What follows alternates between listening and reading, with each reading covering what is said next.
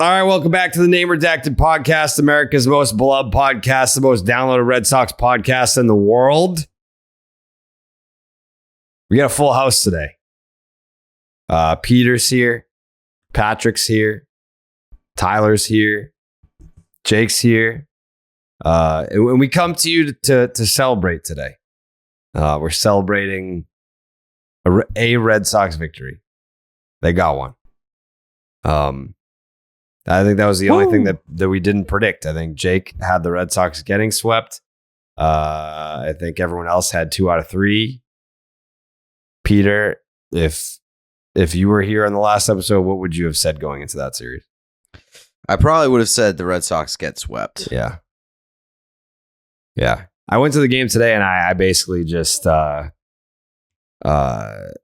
preparing for the sweep. I was just like, yeah, I'm going to watch the Red Sox get swept today. Like, I got tickets to go see the Red Sox get swept. It's going to be great. I'm really excited. Nice weather. It's really nice weather that we're having to go see the Red Sox get swept. They decided to win a baseball game today. So I was excited about that. I feel like it's still so fucking weird, like the position that this team and the players are in right now, because some of the quotes from after the game, Christian Vasquez was essentially asked, like, do you think Chaim even believes in this team? He was like, I don't know. We believe in the team. Like, we still think that we can contend. I mean, they can't, but like, of course, you're going to say that you still believe in the team. But to say, like, we don't know if Chaim believes in the team. Why would he? You guys fucking suck. You have a losing record. The trade deadline historically has been today. It's been July 31st has been the trade deadline in the past. And you would have finished with a losing record, win or lose today on the day of the old trade deadline. Doesn't matter if you're fucking 1 game under, 1 game over by Tuesday. You're at where you're at. And I don't know. It's such a weird vibe going on with like the team and the fan base right now. It feels like nobody knows what the next direction is. And like, I kind of look at where the Mariners are right now. It's like one of the teams you saw as one of your main competitors right there. They just went and got Luis Castillo. Mm-hmm. Like, how do you kind of look at them with the injuries you've suffered and say, all right, you can compete with the Mariners right now? Honestly, look at their starting rotation. How do you match up against them? You don't. I almost had that scoop, by the way. I had a little birdie texted me about Luis Castillo to the Mariners. What was that, Friday night? What fucking day is it? Yep. Yeah, it was on Friday night. Okay. Friday night, got a little birdie telling me, hey, Luis Castillo is going to the Mariners. I don't know if you want to tweet that. And I was like, well, how sure are you? And they said, let me double check. 5 minutes later, fucking Passan tweets it out. Piece of shit. That would have been the only way. Speaking of being in weird places, I finally arrived at the point where I just give me the fucking paintball gun, man. Yeah. How many games do you have left?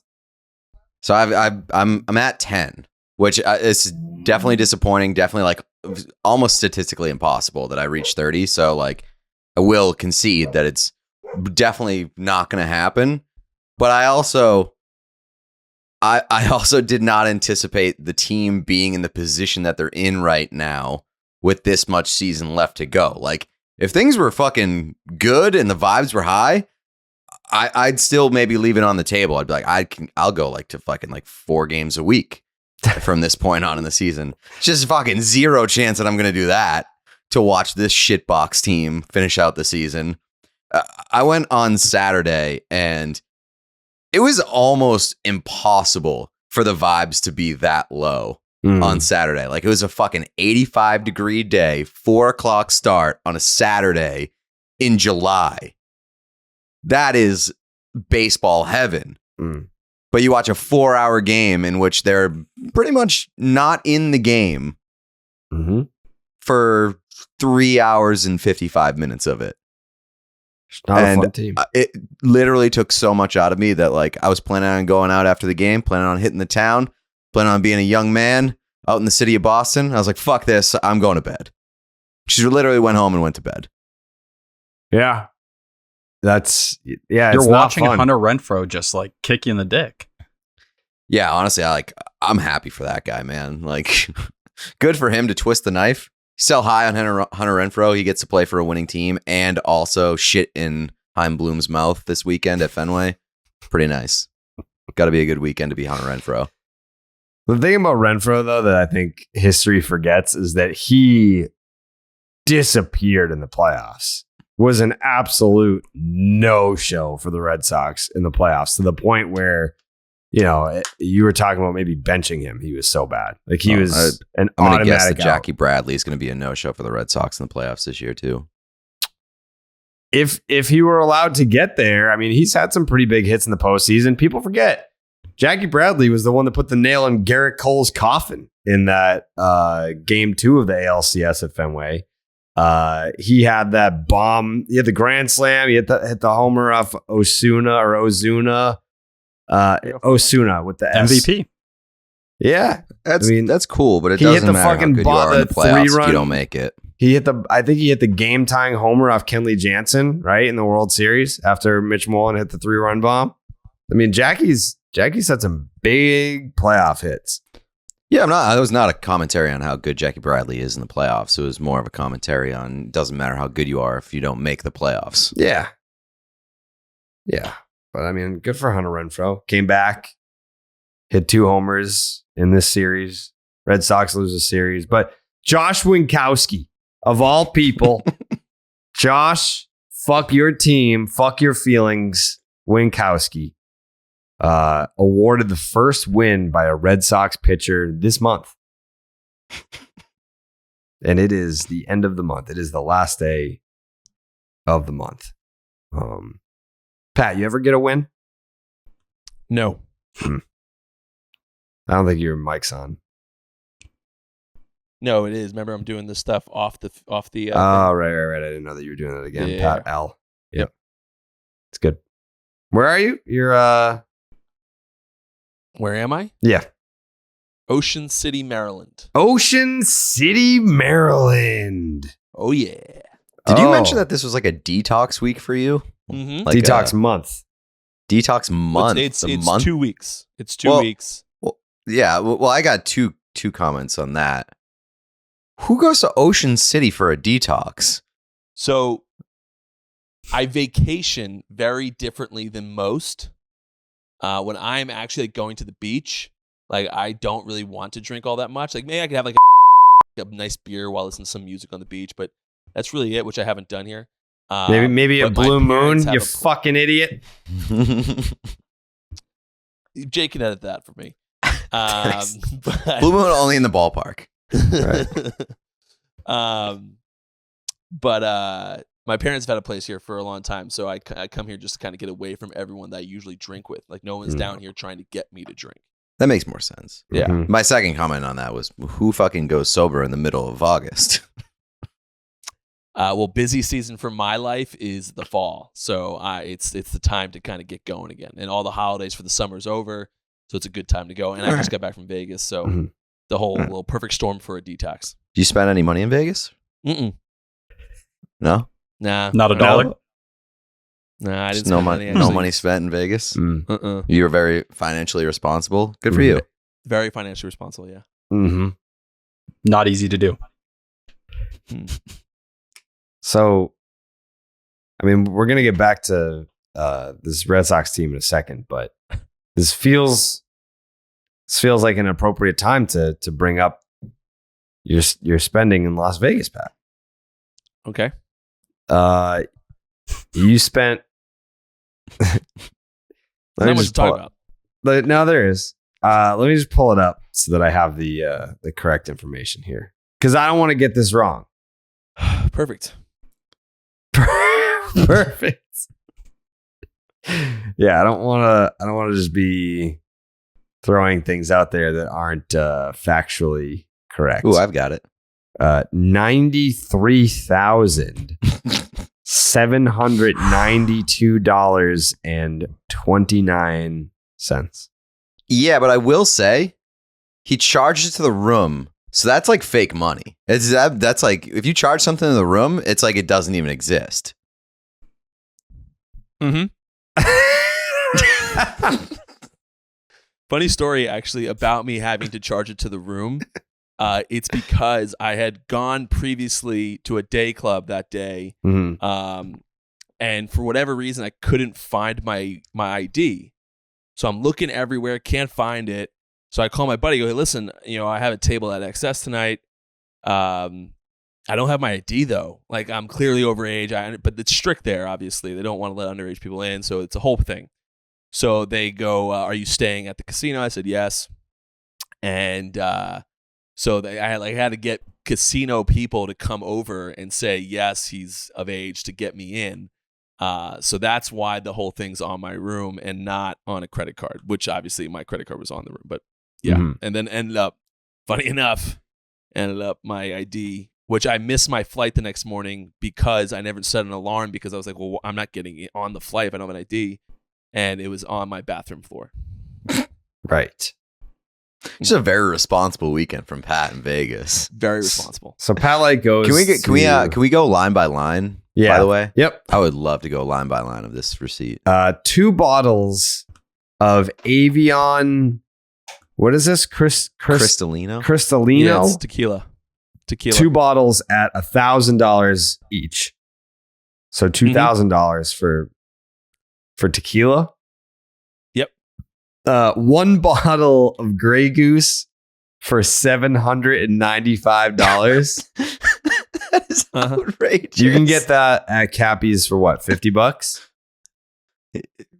Maybe less. Max.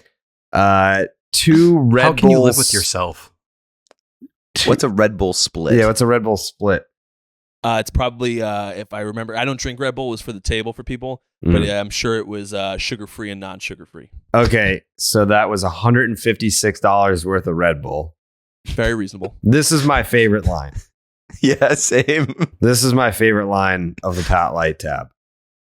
You bought 4. Why does it say 4 and 6? 4 6-packs? No, there's no way I had 24 bottles of water at my table, but I don't know why it says that. 6 ounce Fijis, maybe? Maybe. It says 4 6 Fiji at $78. So you paid $312 for water. Very good water. Yeah, I mean, you could walk across the street right now and get 24 pack of water bottles for $6. I know that they say like mix in a water when you're drinking, but if I have to fucking mix in $312 worth of water when I'm drinking, you will find me in the bathroom lapping up water out of the sink like I'm a fucking dog, not paying $312 for water at the club. $312, Pat. Is that out of all, and we're not done yet, out of all this, is that your biggest regret, or were you happy to pay the $312 for the water? So I'll let us keep going, but I had no issues with the $312 for water. It's a drop in the bucket, yeah, so to speak, when you're talking about a $93,000 tab. Yeah. It's hard to look at the $93,000 and be like, oh man, I wish I didn't buy that $312 of water. $93,000. The $93,000, great. The $312, that is where I went wrong. Well, also there was tax. Pat woke up the next morning and was like, fuck, I spent $312 on water last night. What's Dom Loom? That's Dom Perignon. Okay. So that was $10,000, that bottle? Okay. And then what's the 2 bottles of Abrig R's? That's Ace of Spades Rosé. Okay, so you got 2 bottles of Ace of Spades at $25,000 each. So you spent oh my God. $50,000 on 2 bottles of Ace of Spades. Yeah, you ever see Wolf of Wall Street when they're going over, the dad comes into the office pissed, they're going over sides. Yeah. He decides actually did cure cancer. It's like, these things cured cancer. So just these two lines alone, you've spent $60,000 on 3 bottles of alcohol. Mm-hmm. Yeah. Okay. We'll circle back. We're just getting the lines out of the way here. One venue fee. Is this the table? Yeah, it's just Vegas. They just add a bunch of fees on top of everything. $8,066.03 for the venue fee. One URV processing fee. I don't know what that means, but it was only $10. What a deal. What a steal. 15% auto gratuity, which was $9,489.45.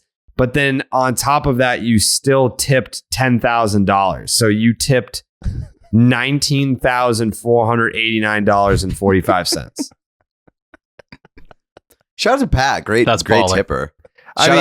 Shout out to Brittany. Brittany had one fucking hell of a night. Yeah. Yes. So you just took home a cool $19,000. Yeah. So did you not see that they already had taken the tip out, or did you really enjoy Brittany's service and you wanted to make sure that she had about $20,000 in tip? I will tell you, I don't recall everything. But clearly you spent $312 on water. Yeah, but I can tell you it's not my first rodeo in this world, and I own bars, so I know the auto gratuity world. So yeah, I'm sure that I knew it was there, and that I just decided to take care of her. Okay. All right. Just an incredible hero of the service industry. Yeah. Not enough people talk about that. Thank you. So then it comes down to the subtotal was $71,339.03. The tip was $19,489.45. The tax was $5,973.81 for a grand total of $96,802.29. Did you have a good time? Yeah. I fucking hope so. Yeah. Yeah. No, honestly, I woke up the next morning and actually, it wasn't the next morning. I went out the next. I forgot that I didn't think I had my license, so I went to a day club the next day. Yeah. And hung out there for a while. Ended up getting on a flight the following day here, and I went to my American Express. We're not sponsored by any credit card, so I can say that one. Yeah. Right. Mm-hmm. Yeah. So I went to my American Express webpage, whatever it is, and they told me what my bill was, which I will not repeat. But I was like, wait a minute, that can't be right, because I thought I spent like $5,000 at the club that night. Oh my God. And then I scrolled down. I'm like, there must be like a pre-authorization, like something's wrong here. So I go down, I see bleep that out too. But yeah. Jesus Christ. But I see this blank charge for where I stayed, and it said $105,000. And I was like, what the fuck is that? So I call my buddy who got me the table. Yeah. And I was like, dude, I was banged up last night or 2 nights ago, but like, I gotta imagine there's no way I spent $95,000 at the club, right? And he goes, let me find out for you, man. It seems insane, but I will tell you, like in the nightlife group chat amongst all of the promoters and the head of operations, your name popped up at like 3 a.m. for buying two ace of spades at 25 apiece. So and I was like, so let me stop you right there. I like that you thought you spent $5,000 when that would have bought you half a bottle of the Dom that you bought. Yeah, you could have gotten like a shot of the Dom Perignon. So I don't know if you remember this. Maybe I can fill in some of the blanks for you. But there was a girl there that you've met. I brought her to Green Rock before. It was where you met her. Lovely girl. And she was at a bachelorette party. And she was like, "You'll never believe who's here." And I was like, "Pat Light?" She's like, "Yeah." And she was like, "Yeah, like he keeps sending over like these like really expensive bottles of alcohol. Like they're like the most expensive bottles in the club." And I was like, "Why?" I was like, he definitely doesn't know the girl that is getting married. Like, I think the only girl he knows there is you. And she's like, "I don't know. He's just really nice guy. Yeah, just sending over like the most expensive bottles that they have here." And I was like, "All right, I'm gonna have some questions about Pat's. I guess how much he makes. Like, he's gonna have to tell us how much he makes a year. So again, we're gonna circle back to that. Pat, how much you making a year right now?" I am going specifically right now. I am going to stay with no comment. Pat, I mean, the fact that you spent $96,000 on alcohol and water, and like that was not an evening that just absolutely crushed your finances or your spirit or your soul. Like the fact that you did not jump off the balcony of the redacted name casino that you were staying at. Mm-hmm. Good for you, pal. Yeah. Like you must be making at least $5 million. Can you confirm? I mean, you got to be making at least $96,000. Yeah. I can confirm I have made at least $96,000 pre-tax. So like, where are you at right now? Do you have any regrets or? Well, what I said pre-record, which I haven't told everyone about, which I will continue to not do that. I had some regrets on the weekend as a whole. Yeah. But there's this old thing, and I don't want to get too deep here, but it was can't take your money with you when you die, Pat. Well, that too. But like, there's a guy by the name of Don Carmen. He is the sports psychologist for Boris Corp. I know Jared's quite familiar with him because he's a Boris guy. Of course. And Don once taught to me about I shouldn't regret, because I've spent not this kind of money before, but I've spent high amounts of money relative to how much I was making back then. And I used to tell him, like, fuck, I should have spent all that money. And he always said, you got to take the good with the bad with your personality, because you wouldn't be able to make this much money if some of these other pieces of your personality wasn't there as well. Like, so you have to like who you are as total, because without certain pieces, you wouldn't be there. So although I probably could have been a bit fiscally more responsible this past weekend, I'm not sure I'd have the money without that piece of me as well. So that risk taker that I am. And next time you go to this casino, I imagine, or like around this club, I imagine that you are gonna be treated like quite nicely. Yeah. So I have been.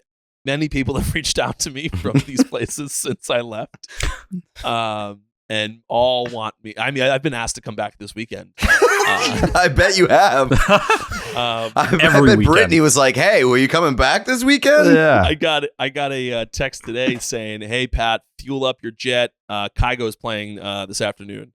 I was like, "I don't have a jet. I'm going to be flying United, but." But thank you. I'm going to pass. Yeah. Guy's going to have to fucking walk to Vegas next time. I had to sell my jet. I got 2 of the Ace of Spades rosés. I'm telling you, the best part about the whole thing, I don't know if you guys saw my post. The best thing about the whole thing, I come here to Ocean City. I go to this place, shout out Ripon Soup, no free ads. But I shout out the great people, very small business I've been going to since I was a kid. Love them. I go in there. It's $64. Everyone keeps coming about the soup. I got crab cakes too. I just didn't mention that on the video, so that's why everyone thinks it's soup. But my card got to get declined. I have this enormous bill. Look. They call me. So American Express calls me on the beach when I here, and they go, "Hey, listen, we want to up your credit limit from X amount to X amount for a month," and it is ludicrous what they upped it to. Absolutely ludicrous. And I was like, all right, so I'm good to keep using my card. Like, yep, go ahead, enjoy. And so I go to the restaurant. They're like, nope, not going through. So I fucking have to put on my Visa. And then I called them and I'm like fucking annoyed as all hell because you guys told me I could do this. And then there was a pre-authorization on the back end from name redacted casino for an additional $95,000 that put me over my limit. And that's going away August 3rd. But I was like, all right, so I have to wait till fucking August 3rd. So I'm raising hell into my Amex right now because I want a black card. I do like that the Vegas thinks that you're a big baller, but Ocean City's like this guy's poor as fuck. Yeah. He can't even buy soup.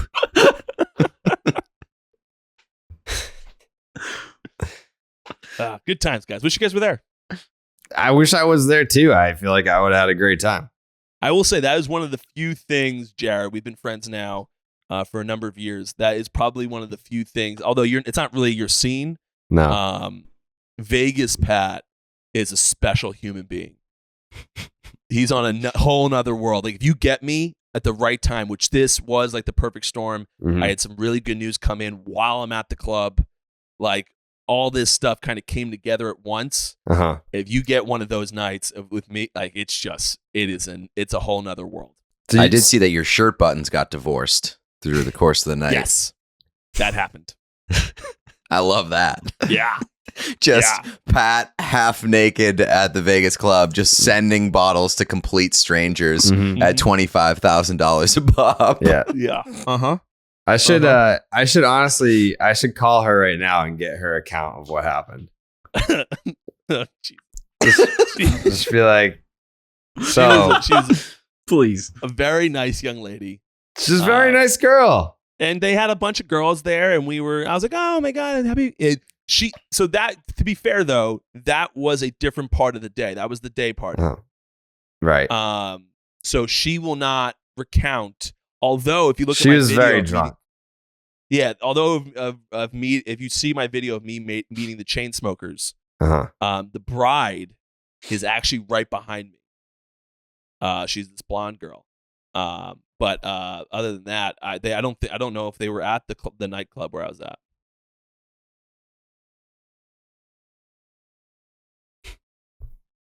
I'm gonna see if she'll come on. Talk about it. I'm glad you had a good time, Pat. Listen, it was a great time. I had a lot of fun. It was a good time. I can tell you this. I had more fun than the Boston Red Sox did. I would fucking hope so. Yeah. At a $96,000 price tag, I fucking hope you had a better time than I did at Fenway this week. Yeah, I did. I certainly did. But we'll all have to. We'll take the name redacted pod out there, and we'll do a live show, and then we'll just get bombed at the club. Yeah, absolutely. Yeah. Jesus Christ, dude. $96,000. To be fair, it was 93 because I had already paid 3 additionally prior to going. What was that the, doesn't what change was anything. No. Okay. What was the social reaction like when you tweeted out the receipt? Very 50-50, which I expected. When I did this, I have this one. She's actually amazing. She does PR for me for like the restaurants and stuff like that, and like what I'm trying to do as far as growing in that world. And so she goes, listen, like you did this already. Think of it as marketing dollars. Let's see if we can get some recognition about it. Let's see if we can just start getting a bunch of eyeballs on you. And so we're like, all right, do it. And then she was like, just prepare. You're going to have a ton of negative feedback about some asshole spending $96,000 in one night. And I was like, listen, I've had a tremendous amount of negative feedback my entire life. So don't worry about it. And it's been very 50-50. But a lot of people have, like the one I was going to tweet this one guy. He this is a podcast I can say this stuff on. He DM'd me, you fucking dumb cunt, bin yourself. Who said bin this? yourself? No, someone sent this to me on Twitter. But bin yourself, yeah. Why? What does that mean? I think bin yourself means to kill yourself. I would, yeah. Yeah. Context clues would suggest, yeah. A lot of people in my DMs asking for money. Respect that. Yeah, everyone's apparently going through some tough times. Not you though. No, I'm doing great. Well, maybe now in Ocean City. I'm still doing great. Obviously. The people of Ocean City think otherwise. Yeah. But yeah, I've gotten a lot of negative feedback. A lot of people don't enjoy that I did this. But I'm gonna live my life and I'm gonna have some fun. I mean, yeah, you can't take it with you when you go. You're splurging, and you just shared that there was something that you were celebrating. Yes, out there, but you haven't told me. Do you recall the? I can't say the names yet, but it would appear that I will indeed finally close on those 2 bars I've been trying to close on for the last year. And you said you were going to franchise several McDonald's in the Boston area. I did say that. Yes. Yeah. Is that what you're going to do? Yep. You said that you were going to be buying a chain of restaurants or restaurants in Boston. Is there an update on that? There is no update on that yet. Would you name one of them after me? Did you just completely change the name of the chain? Yes, I would. Okay. Well, it sounds like you need to turn big league action into big winnings with DraftKings Sportsbook. That's what it sounds like you need to do. An official sports betting partner of Major League Baseball. Right now, new customers can bet just $5 on any game and get $100 in free bets instantly. Plus, all customers can combine multiple bets for a shot at an even bigger payout with DraftKings same-game parlays. At DraftKings Sportsbook, you'll be able to bet on your favorite batter to hit a double in his next plate appearance, your favorite pitcher's next pitch to be a strike, and so much more. I don't know what I'm going to do for my parlay next week. I enjoyed doing the Mets Yankees one instead of a Red Sox same game parlay because, I mean, the team is what it is. But I also have a declaration right now that whatever team JD Martinez gets traded to, that's the team that I'm rooting for to win the World Series. Completely unrelated, but I just thought of that right now. DraftKings is safe, secure, and reliable. Best of all, you can deposit and withdraw your cash whenever you want. Download the DraftKings Sportsbook app right now. Use the promo code JARED, and new customers can make any $5 bet and get $100 in free bets instantly. That is promo code JARED, only at DraftKings Sportsbook, an official sports betting partner of Major League Baseball. Minimum age and eligibility restrictions apply. See the show notes for details. MLB trademarks used with permission. All right. It's a weird mood. It's a weird mood. The Red Sox won. I don't care. It's not.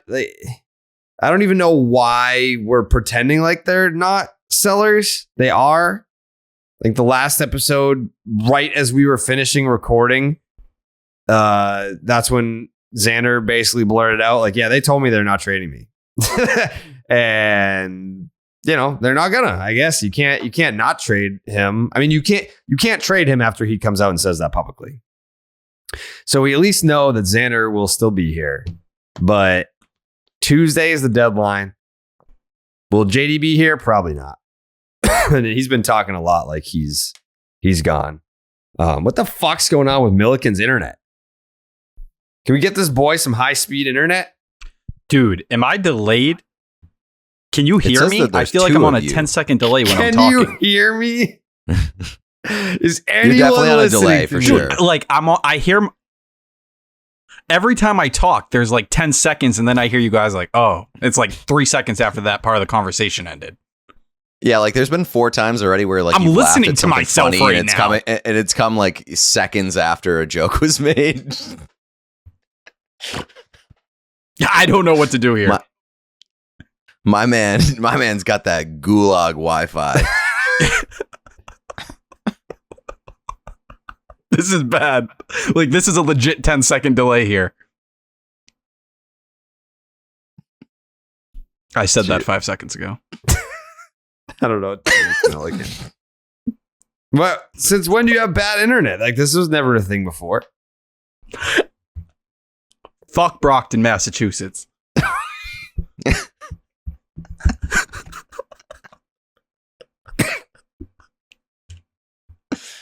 I'm going to mute. Jake, I'll be texting you.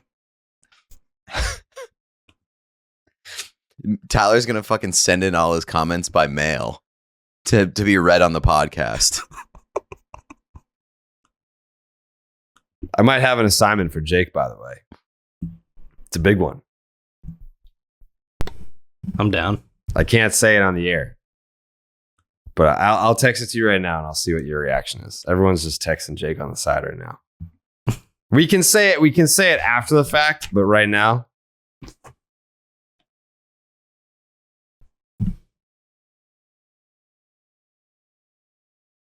Let me see.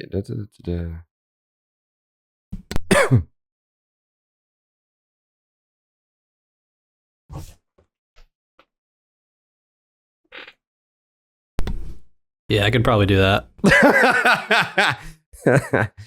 Yeah, that'll be cool. That would be cool. Yeah.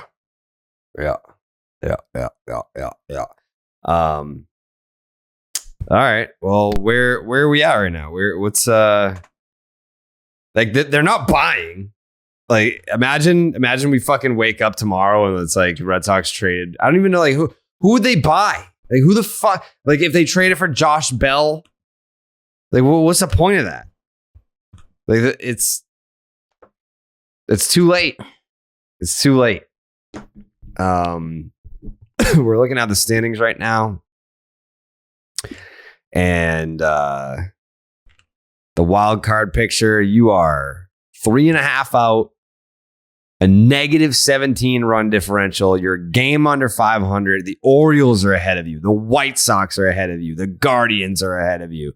And then the Rays are in that last wild card spot. And they've lost fucking 7 out of their last 10. And you are where you are because you stink. You're disappointing. There's more bad news after more bad news. Trevor Story got a second opinion. I mean, his hand's probably going to fucking fall off. Yeah, it's not good.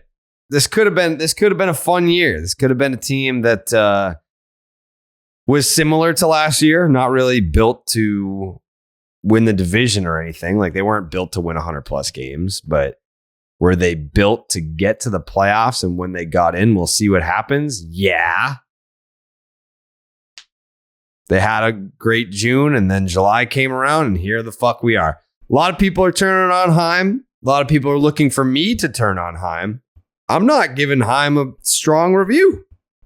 I'm not a Chaim dick rider right now. I mean, I know him personally. Yes. I like him as a guy, but I think if I were to give him a performance review, wasn't it in like the C's somewhere, Jake? What did I give him? I think you gave a C+. Yeah. And I think that's like generous. I think it's like the more that we kind of get in through, the more that we kind of like get through the season here. Tomorrow is the first day of August. And this team has still never had a first baseman. Like they've still never had a legitimate first baseman play first base. What the fuck? And I get that you can kind of look at this and say, well, you know, Tristan Casas got hurt in mid-May. And if he hadn't gotten hurt and missed so much time that he probably would have been up by now. All right, fair. But you still could have brought some slapdick in here before then as like a stopgap just to have a first baseman at first base. That would have been nice. Nothing was ever really addressed in the outfield. I think like this series against the Brewers kind of brought back the why did you trade Hunter Renfroe discussion to the forefront again. And I don't know. I don't know that Chaim ever really on record said like this is why we did this and this is why like stuck by it with conviction. Now, like you'll see Alex Benelis, like you'll see. Like I don't know that this is why we need Coley, because if we have Coley, then we can have Chaim back on. We can ask him these questions. He's not afraid to answer the questions, and he answers them thoroughly. He's not dick around. I think he's had a quote last week where he said Boston's really good at. I'm paraphrasing. He's like Boston's really good at smelling out bullshit. Like if you bullshit these people, they're gonna know that you're feeding them non-truths. So I think maybe we'll wait until the end of the year. Maybe we'll wait until November, and we'll have a bunch of different questions. We'll have a town hall meeting with Chaim. where we can ask him certain questions like, hey, do you stand by? Because by then, I think Jackie's in his last year, right? We'll wait 10 seconds for Tyler to chime in. He gave the thumbs up. Yeah, so Jackie's in his last year, so he can come out and say, like, yeah, I wish maybe we didn't do that one. I still love Jackie, but you have Hunter Renfroe come in here and beat your dick off all series. Not in the good way. Not in a good way. It's just not a good look. Thanks, Tyler. Thanks, man. Really snuck that one in before the end of the episode. Appreciate it. So Jackie can opt in if he wants. That's if the team wants. I've never heard of a fucking mutual option. I mean, I guess it is what it is. It's like, I like you. Do you like me? Yeah. You like each other? Yes, no, maybe. Sure. Yeah. But yeah, I don't know. I think it's just depressing, man. It's depressing. It's depressing to hear guys like JD talk the way that, I mean, I get it. You don't want to be caught off guard. You know the reality of the situation. And JD was saying things like, I'm always going to have memories here. He had his Red Sox hat on in the post-game press conference, and they asked him why. He's like, so many memories. A guy has 2 doubles in his last game at Fenway. And I don't know. I think in talking to people on Friday, I was, doing my thing, like schmoozing like I do on Fridays. And the consensus was, if they're not going to completely sell, then we can catch a lot of people off guard because no one thinks that we can do it now. Like talent-wise, we can do it. Morale-wise, morale seems a little low. But talent-wise, like the consensus was, all right, if you're going to blow it up, then blow it the fuck up. But if you don't go full sell, then keep JD. Go for it. Like, see what happens in August. I don't know if that's the right approach. I don't know if that's how I would handle it. I think even this past week, like if you had just won a series, one, maybe you can tickle the balls of a completely different discussion, but you did not win a series. So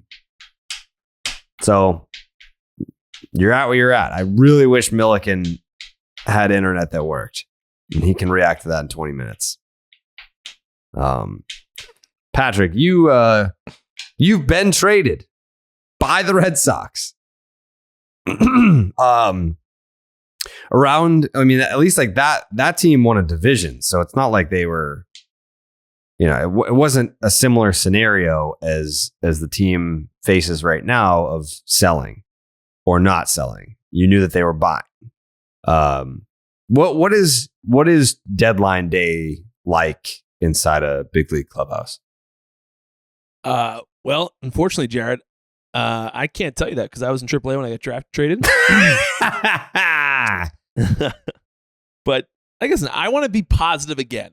I was positive Paul last episode. I will be positive Paul again. I don't think it can get much worse, right?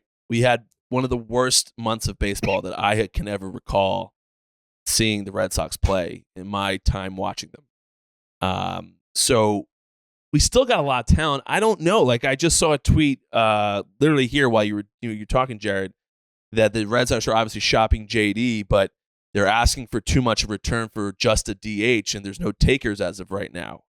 Like if you're not going, if there isn't a good haul coming back that you're proud of from JD, don't just get rid of him to get rid of him. Like you're still coming off a team that had a phenomenal, one of the best. Did they have the best record in baseball in June, Jared? One of. So very close. Like they Yankees didn't play the best better competition in the world. But we're talking about competing for a wild card spot right now. We're 3.5 games back after having one of the worst historic months of baseball in Red Sox history. I mean, it was as bad as it gets. And we're still only 3.5 games out of the division, which would lead you to believe if we can just do 50% better this month and win 10 games, win 11 games, 12 games, which isn't asking all that much from a team that has a good amount of talent on it, you know, we can theoretically still be in this conversation come September, and all we want is a spot in the playoffs. Anything can happen in the playoffs. A new format this year. I'm not ready to give up on this team yet after a bad month. It takes a 1 or 2 good series. Sometimes it only takes a play. Sometimes all it takes is a walk-off at Fenway that you didn't expect to win that day and have a good pitching performance to change the morale in the clubhouse. Sometimes that's all it takes, and the guys get back together, and next thing you know, we go on a 10-game run where we win 8 out of 10 or whatever. So I'm although it's been horrendous, I'm not ready to sell in this club yet. I'm just not. The problem with that, though, is that they had one of those games, and it was against the Yankees. That game against the Yankees was that game where it was like, oh, shit. This could be the start. And immediately, they shit themselves after that. Yeah, they did. You're not wrong. But there are other opportunities. Just because one opportunity comes and goes, there are other opportunities down the road. That's one of the reasons why I enjoy the game of baseball and why I have the luxury here of not giving up on this Red Sox team, because there are still 60 games left in this season, 50, 55, something like that, games left in the season. And we're 3.5 games back. In 55 games, there's plenty of time to come back on this team. There's, JD Martinez, one of the better hitters I've seen. I will tell you, although I didn't face many Major League Baseball hitters, I did face a few Hall of Famers in there. And JD Martinez was by far probably the toughest out I had. That guy could just hit. We have JD, we have Xander, we have Rafael Devers. Hopefully, we can get some production on Matt Barnes. I had him text me today about my Vegas stuff. I'm hopeful that he's apparently joined the team in Houston. Hopefully we get some production out of him in the bullpen, give them some spark, give them some veteran presence. We need Pivetta to be a little bit better. We need Eovaldi back. I mean, we need some things to happen, but there are pieces here to make a wild card push. There's, if we looked across to the other type of Sox and the White Sox, I'm not looking at a team that's significantly better than this team right now. In end of June, they were looking at us as the significantly better team than they were. So anything can happen, as you can see. And if this month doesn't prove anything can happen, that at the end of June, we are as high as it gets on this team. And then in one short month, we are as low as it gets on this team. And just because this artificial deadline, which is artificial, you can do moves after this. An artificial deadline is here. Now all of a sudden, we're like, all right, fuck it. See you later, guys. They don't have the waiver and non-waiver deadline thing. What do you mean? It's just one deadline now. Yeah, it's just one deadline. Oh, you can't do anything after this? No. Okay, so that theoretically is a hard deadline then. But it's still, just because it's here, I don't see us going and getting these great pieces for our minor league system. And I'm still as down on the minor leagues as I've always been, because of guys like me who you fucking think are good and they end up sucking, and now you fucking threw away Mookie Betts. Preach. Yeah, okay, we got 5 guys, but who did we get that is even coming close to it? When Mookie Betts was coming up through AAA, we're like, this fucking guy's amazing. Mm-hmm. We don't have any of that. We don't have anyone that even thinks of that. So I don't know. I'm not high on this stuff. I don't like getting rid of guys for average minor league hauls, which is what we're going to get right now. Should I call Tyler? I get what you're. Go ahead, Pete. I get what you're saying, but the difference there, though, is that I think everybody is kind of in agreement that JD is done after this year here. So I understand that they're in the hunt for the wild card, but does anybody really see this team making a push beyond just kind of getting in, maybe winning a couple games? No.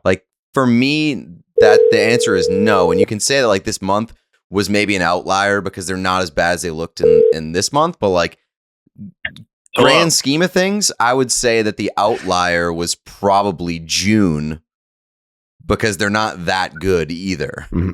So I think that you should get what you can for JD, because he's not coming back and this team doesn't really have real aspirations this year. Like, would it suck if they didn't get anybody like substantial or like that really factors in? They're probably not going to, but get something, because otherwise you're just kind of holding on and robbing JD of the chance to play for a real contender. Here's a great example. I know we want to get Tyler on here, but here's a great example of why I'm out on shipping JD out of here. And the great example is because JD is at best a temp, and most of these clubs, you probably wouldn't be. It'd be tough to get, like, if I'm coming up with the Red Sox, it'd be tough to get me out of the Red Sox for a guy like JD, unless you're making a World Series and this guy is just the last piece you desperately need. And I didn't work out. Like, we're going to get a guy that maybe is a flyer.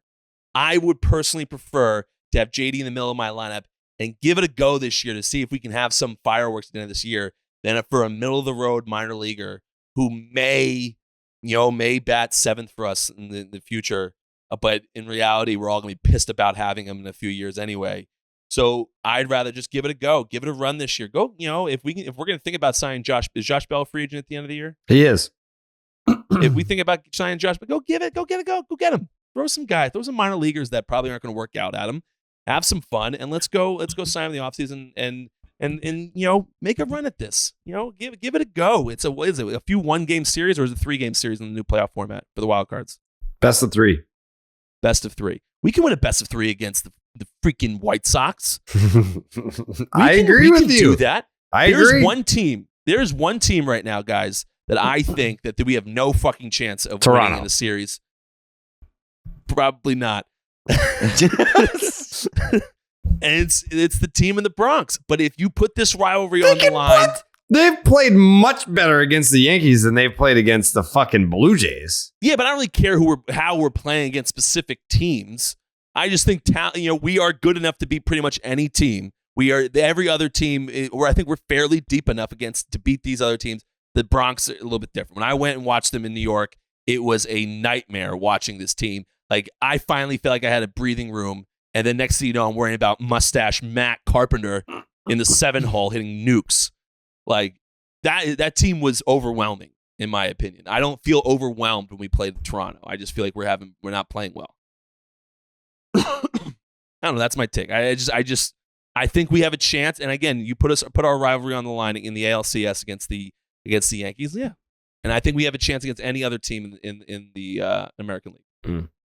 Tyler, you're where the fuck? Tyler, yeah. Hi. Ooh, less of a delay. Yeah, what the fuck's going on with your internet? I wish I could tell you. So, oh no, the delay's back. No, it's not. That was a good response. Yeah. I'm good. Yeah. Is it because we're on the phone too? Are you hearing me on the phone and then responding? Okay. I guess it's not the phone. This has been my favorite episode so far.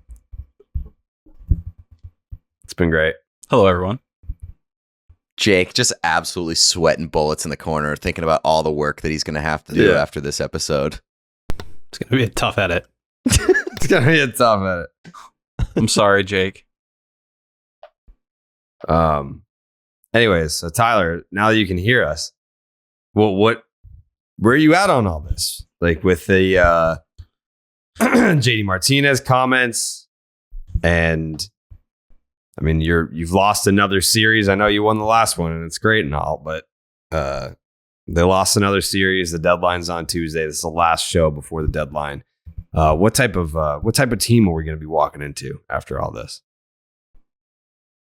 If I'm in the Red Sox spot, I think buy sell is your best option at this point if you want to stay competitive down the stretch, but also build towards the future. I think the reality is with some of the injuries you've sustained, with Chris Sale going down, really not being available down the stretch, you're in a position with your pitching staff that, the bullpen's in a better spot, but can you really expect the rotation to get you where you need to be? Like, can you expect Nick Pivetta to give you the 2 months he gave you before to kind of branch you and get you across?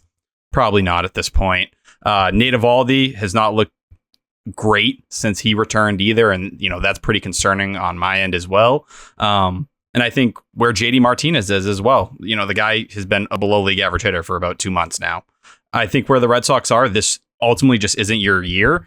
I think you can put plenty of blame on Chaim Bloom for roster construction as it goes along with that. But ultimately, that's not what sunk the ship. What sunk the ship was injuries and your entire team really going down between Rich Hill and Michael Wacha. And even Michael Wacha, like you have those conversations about whether this team can stay afloat.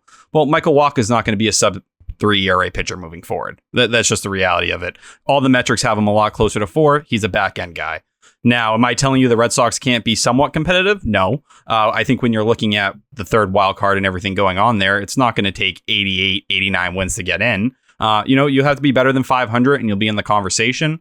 But if I'm the Red Sox at this point, I'm looking to move JD. I'm considering moving Christian Vasquez. I don't like that you guys are laughing. catching about 43% of the words coming right now.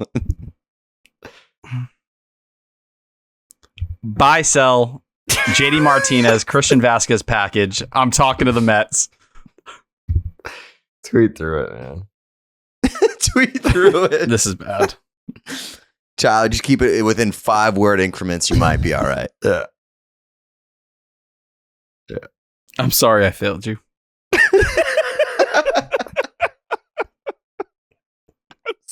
That is the best. A delay. I'm sorry I failed you. Oh, man. Well, he's listening on Nate Eovaldi. That's what we know. Good. Yeah, should be listening on everyone. When it comes to Nate Eovaldi, damn it. We can hear you. Keep going. Go ahead. Go. When it comes to Nate Eovaldi.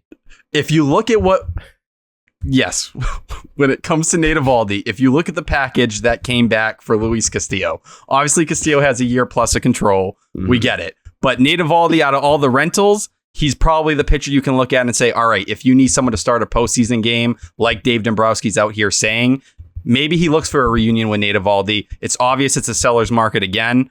I can't blame the Red Sox if they choose to jump on that. But ultimately, I think the guys you see are probably JD and Vasquez. And I don't think it's a surprise Ronaldo Hernandez is on the taxi squad if Vasquez does get moved. But if you can get a major league ready player, take something like that from the Mets, whatever that conversation might be, who knows? But I would look to go and then buy someone like Sean Murphy, who you'll have for, I believe until 2026. And you're still getting quality pieces back. You're not the same level of team you were, but you can still be in the conversation down the stretch. Yeah. Look at that.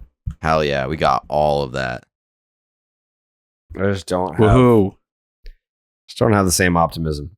I feel like morale's down. Listen, I'm not telling you that. I'm not telling you they're going to be good, but you just give yourself a chance. Like, you could get hot for a week or two and make it interesting. But ultimately, I think the right moves to move those pieces because I ultimately don't believe this is your year to compete. Yeah, that's fair. It's fair.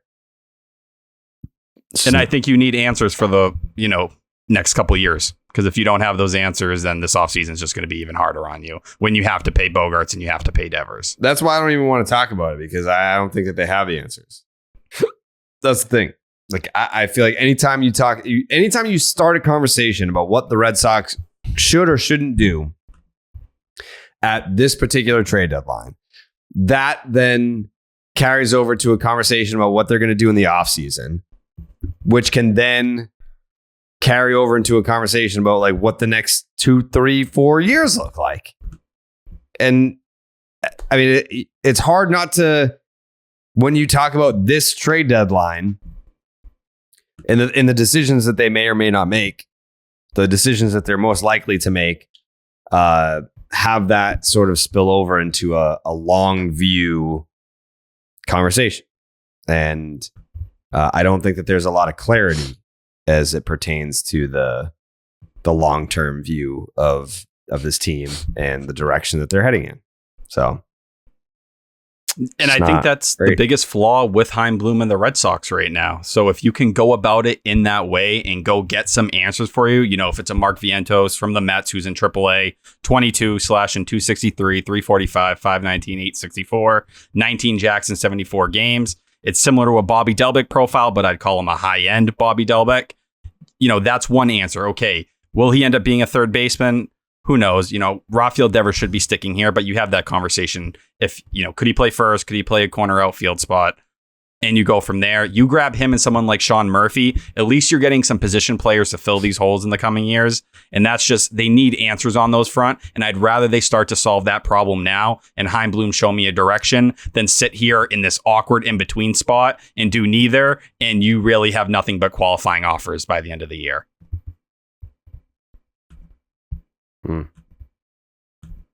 Well, fine. Fine. I do have to bounce, but love you all. Hey, Pete, we'll see you on the other side, all right? Yeah, will do. Sounds good. All right.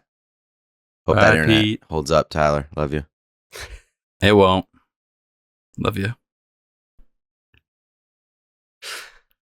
I mean, I tried to fucking come up with a solution by calling you, Tyler. And you just came back on. That would have probably been easier. I'm fighting. I don't go down easily. You and your shitty ass internet. Oh, it's getting worse. It's crazy. But not as crazy as not having a blue moon at a baseball game. That would be insane. Baseball and beer go hand in hand, and Blue Moon is the perfect stadium companion with its bold flavor, bright explosion of color, iconic orange slice ritual, and authentic ballpark roots. In fact, Blue Moon was born in a ballpark first created at the Sandlot Brewery in Denver, Colorado. From the first pitch to extra innings, a Blue Moon guarantees a one-of-a-kind beer experience every single time.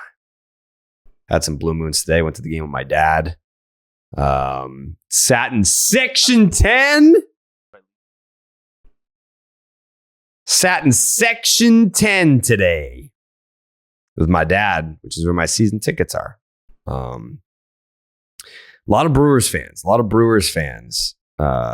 want to talk about that in a second. A lot of Brewers fans came out to Fenway this weekend. But yeah, I mean, I sat down, had a couple Blue Moons, watched the Red Sox win a baseball game from its refreshing flavor with Valencia orange peel for a subtle sweetness and hints of coriander.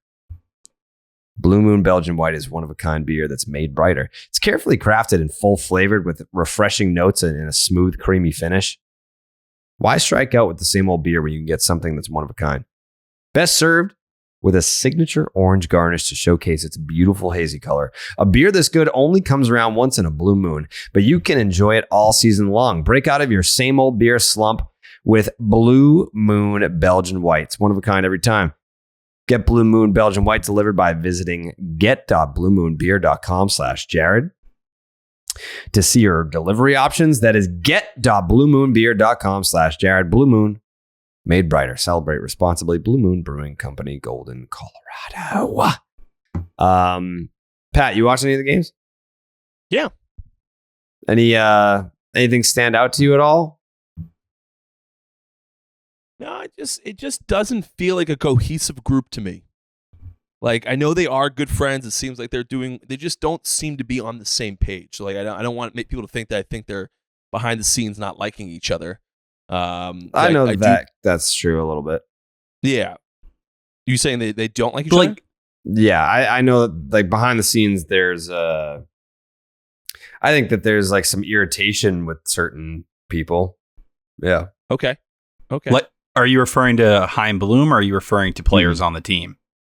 I'm sure that there's friction probably in multiple areas. Yeah.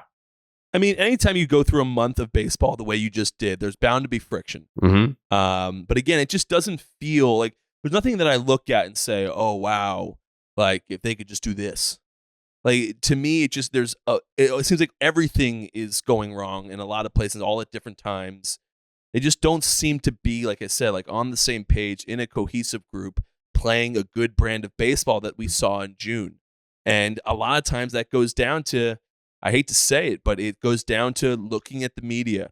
You know, the Boston media is historically difficult, and it makes you second guess, are you a good team? Do you have what it takes to get there? You know, when people second guess you as a young pitcher, or people second guess you as a veteran who's struggling. The veterans, you typically can handle it.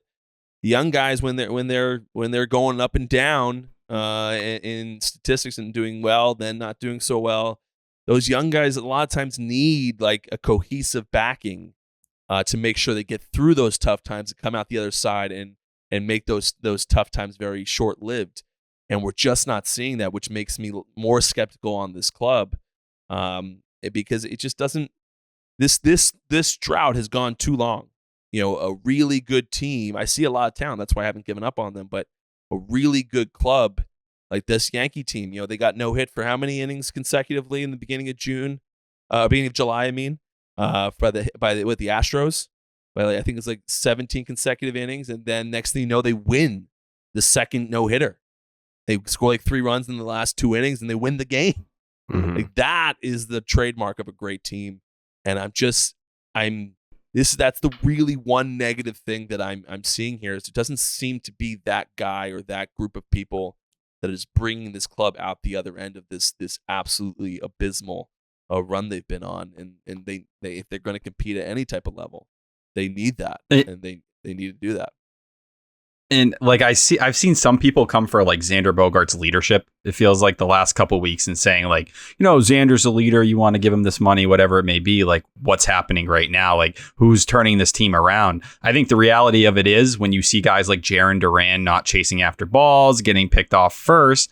Yeah, those are things that happen with a rookie. Effort's really something you can never, that should never be questioned. And I think that's something to hold on Jarren Duran. But I think those guys and really the other guys in the dugout who aren't, those super core players that have been here for years, if you look at Xander Bogaerts and you don't know if that guy's going to be on this team in a couple months, if you look at Rafael Devers and you don't know if that guy's going to be here, JD Martinez, Nate Eovaldi, we're talking the true leadership core that's in the dugout every day. And Chris Sale, I consider him part of that, but he hasn't been around the team overall a lot of this year because he was rehabbing. So, when you look at the guys like Nate Eovaldi and JD and Xander and Devers, and they don't know where they're going, and they're sitting there constantly questioning, am I going to be here in a couple weeks? Am I going to get booted out the door? How is a group going to feel cohesive? Everyone's trying to figure out themselves and figuring out what's going to happen to me. Xander Bogaerts said it himself the other day. Ever since they told me I'm sticking around, I feel like I've been playing a lot better. There's been a weight lifted off my shoulders. Mm-hmm. And that's Xander Bogaerts who continues to produce. Yeah. How do you think those other guys on the team who aren't that level of player feel looking at that? Well, JD Martinez. About it. I have a clip right here. This was JD after the game. I appreciate everything. I appreciate, the love, just the constant energy every time you come in here. It's something if I do get traded, it's something I'm definitely going to miss, and I admire it. These fans are as hard on me as I am on myself, and, I appreciate everything. Well, JD, I hope this isn't the end. It's been a pleasure, man. Thanks. Thank you. Thanks for having me. Yeah. I think he knows. Because you look at this core, this last group, and the reality is, while they were competitive and they were in this conversation, they probably feel like Chaim Bloom in this front office never truly gave them a chance. They felt shorthanded, whether they were right to feel that way or not. Obviously, Kyle Schwarber ended up saving their season last year, but we knew they were upset back then. Then you come into this year where some of the holes on the roster we've seen, whether it's, watching Franchi Cordero try to play first base or JBJ and right, Hunter Renfroe coming back. Apparently, a lot of people around the team and everything were saying he was happy to be back and talking to everyone. I know, and something we didn't mention, Jared, last episode, the whole situation in the playoffs last year with his bags being packed already. And I know that rubbed some people the wrong way or whatever it was. But I just feel like this core felt like they never got their true shot. And I think that's why you saw Xander Bogaerts asking for help, at the All-Star break before things went sideways, and probably why they were upset they didn't get that kind of boost like the Mariners got. Because, what did the Mariners, besides, being the longest team in pro sports right now, or North American pro sports, not to make the playoffs, they were willing to get a boost from Jerry Dipoto. Why couldn't Chaim Bloom give something like that to them? And I think ultimately they're sitting here now and they realize, well, the door's closed on this year pretty much in terms of the front office going out and buying considerably. And if they do buy, it's going to result in us getting maybe a Sean Murphy, but, 2 other pieces going out the door. So we have the prospects to do that and honestly, not kill the farm system. Tyler, I think that's, I like to give you credit here. I think that's a phenomenal point when you're talking about whether or not to sell or buy this year is when like when I'm thinking here as a fan, whether or not I want them to sell or buy, if I'm sitting here saying, all right, well, listen, guys, Devers and Bogarts, 2 big contracts or 2 big, they're here next year. So why are we just giving it? Might as well put something together here and give this a go. But, we don't have that set in stone. Those guys don't have it set. They don't know what they're doing. And I can speak from experience, like when I was going up to Boston, there were big contracts everywhere. We had David Price, Rick Porcello just signed like an $80 million deal. Craig Kimbrell was there on came in the year prior from Dave Dombrowski on a big deal. Like everyone had contracts. Pedroia was there. David Ortiz, obviously it was his last year, but at least he knew what he was doing. It was the epitome of everyone knows what's going on here.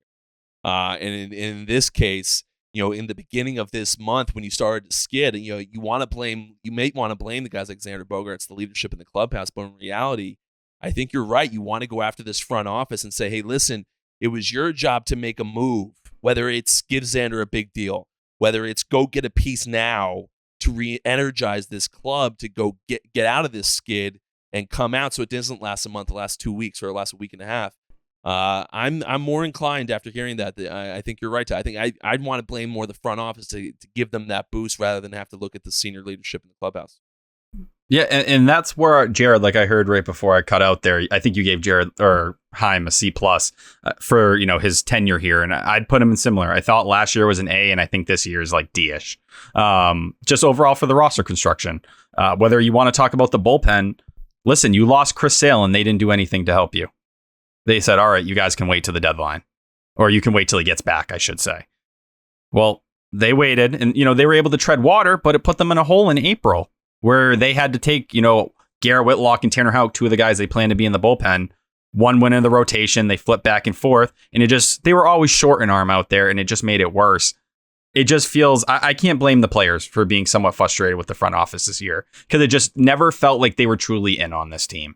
It felt like they were very wait and see. And for a team that was 2 games away from the World Series with contracts expiring, knowing this was the last chance for them.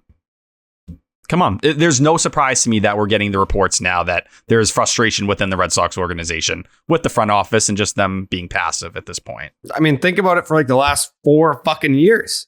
Like 2019, the Dave Dombrowski clip of like, hey, if we're going to get there, we're going to get there with the guys in the clubhouse. It's like, bro, your job is to fucking help us get there. What are you talking about? 2020 was an abomination. Last year, people were disappointed, but I mean, Schwarber ended up being huge. And then this year, I guess we'll see what they do. But I mean, it's not going to be the year where everyone's like, wow, they really fucking went for it. It's going to be the opposite. Yeah, and that's the thing. I think if you're the Red Sox right now, you just got to be honest. And whether it's Chaim Bloom feeling some type of way about these guys not being his guys, maybe, the JD Martinez's of the world, the Nate Eovaldi's, the Christian Vasquez, and he just wants his print on the team. Like he wants to reshape it in his way. Could it be something like that? I don't know. You know what I mean? It's fair to question just why they didn't pour as much, especially going over the luxury tax this year. But if we're being realistic here, where it's a 2-year cycle of going over the luxury tax, where, before you start killing your draft picks and you get into that ridiculous taxing area, okay, well, cut your losses, trade 2 of these pieces so you can get back under the luxury tax and give yourself to retool and possibly go over it again with the big off season. Because if not, next year is definitely a reset year. I'd like to ask. I'm sorry, Tyler. I don't want to interrupt you, man. But I'd like to ask both of you guys, and Jake can chime in too, because he's a huge fan himself. Now, I'm a recent fan. I became a fan because they gave me $1 million. So I had to be. They paid me to be the fan. But I want to ask you two. I think Jake's a 162 guy as well. I have 3 162 guys in front of me, and I'd like to ask. Back, I think it was what year, and Tyler would know, Jared would definitely know too. What year did Ben Sherrington get fired? He got fired 2016. Yeah, he got fired when Dombrowski got here. Dombrowski got here like the middle of 15, and then they essentially offered Ben Sherrington the opportunity to stay in the organization, but it was like a demotion, and he was like, "Nah, I'm good." So it was not really a firing. It was like a, hey, we're gonna hire Dave Dombrowski, put him above you. You can stay if you want. And he was like, nah. So he left. So that change would have happened going into 16. Yeah, because I got called up at 16, Dombrowski was the guy. So my question to you, I think you would imagine the year that we signed Pablo Sandoval. It was a few big signings. No, not a lot of them really panned out. You probably give him a similar rating to Ben Sherrington that year that you give to Chaim Bloom this year. Probably, Tyler says a D. I know you said C+ overall. Jared, what would you give him this year? Do you know? Was it C+ this year, or was it lower? Like C+ overall. For this year, I mean, probably still like in the C range. It would be like a C- because even like Waka was still a reason why you were winning when you were winning. Like Story, I mean, like best defensive second baseman, that's great and all, but like his 10 home runs were all in the same game. And he's a below, like the reality is I like Trevor Story, but he's been a below league average hitter, and that's the guy you picked to replace Hunter Renfroe. Right. So this is what I want to ask you two guys. What's his face went out and paid. Ben Sherrington went out, used the wallet, and it failed. But it was kind of seeming like Ben was either hit or miss. He's either got the good, big guy free agents to come in and win baseball games with some added minor league help that we drafted with Theo or himself, and then he gets fired because he spent too much money on guys like Pablo Sandoval who didn't work out. I'm sure there's others that you guys could think of that I just don't know of that I wasn't following because I was in Greenville, South Carolina, playing for the Greenville Drive. Hanley. Or would you rather this type of bust where we're trying just to piece together a year, not really pay anyone besides Trevor Story, and it still suck? Which suck would you prefer? We'll start with Tyler. Yeah, it's tough. I feel like where Ben Sherrington was in 2015 when he started handing out these contracts, I'd compare his 2014 to what the Red Sox are right now, where they have, pieces, at that time it was John Lester, John Lackey, Jake Peavy, that they were all kind of moving off. And the Red Sox kind of had to realize, all right, well, as great as things went last year, we don't have what it takes to win this year. And then I think the response to that was Ben Sherrington going out and handing out that money to Pablo Sandoval and Hanley Ramirez, because he was worried that at that point the team was not going to be able to compete and he'd end up fired, which ultimately is what happened, even though he did spend the money. He just spent it incorrectly. And that's what worries me with where Chaim Bloom is right now, because I think you come out of this year in, whether it's last place, fourth place, whatever you finish in and you miss the playoffs, they have all this money coming off the books and they need to spend money. And if you're going to let Xander Bogaerts walk, then you're really going to need to spend money. So I'm concerned. I think there's similarities in some ways to 2014 and this year. And I, as a fan, could say I'm concerned that Chaim Bloom could fall down that Ben Sherrington path where he has to really go out of his own philosophy this offseason and do these different things because he ultimately failed this year. And I think I wouldn't do this. I'm not saying Trevor Story's Pablo Sandoval or Hanley Ramirez, but if he were to repeat these kind of numbers for the next 6 years of this deal, then you'd have to throw him in that category because it'd be a guy who you gave a contract to, in his prime, inching away from it, getting close to 30, and he wasn't the same player he was somewhere else, a la Pablo Sandoval in San Francisco. So I'd say, where the Red Sox are right now, if I'm Chaim Bloom, I follow the same pathway of selling off like Ben Sherrington did in 2014. But when it gets to 2015, instead of handing out those deals to Pablo Sandoval and Hanley Ramirez, you need to make the right personnel decisions or else you're going to go down the same route. Okay, let me rephrase then.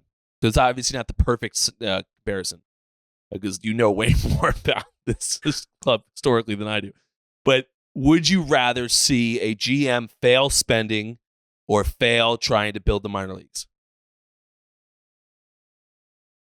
In this year, if you're pushing your chips in, I'd rather see you fail by spending and using that money. You go over the luxury tax, you should go beyond to be able to pay Kyle Schwarber and get another reliever in Ryan Tepera so that we don't sit here and ultimately say, injury sunk this team. But before that, it was imagine how good this team would be if they went the extra mile for one or two more pieces.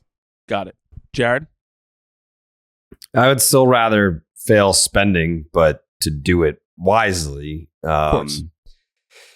Yeah, I mean it's definitely hindsight's 2020, but I think like I've said this before, and it makes even more sense the more that I kind of run it back. But you signed Trevor Story with 2 weeks to go in spring training, and it felt like we got to do something. I guess like this guy's still out there. I guess we can pay him.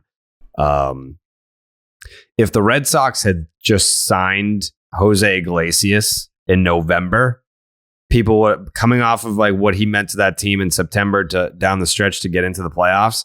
I think fans would have been like, you know what? Fuck. All right. Yeah, cool. Like, I think there would have been a lot of, oh, here we go. Like Chaim Bloom is turning the Red Sox into the Rays and he's going for these like cheap options.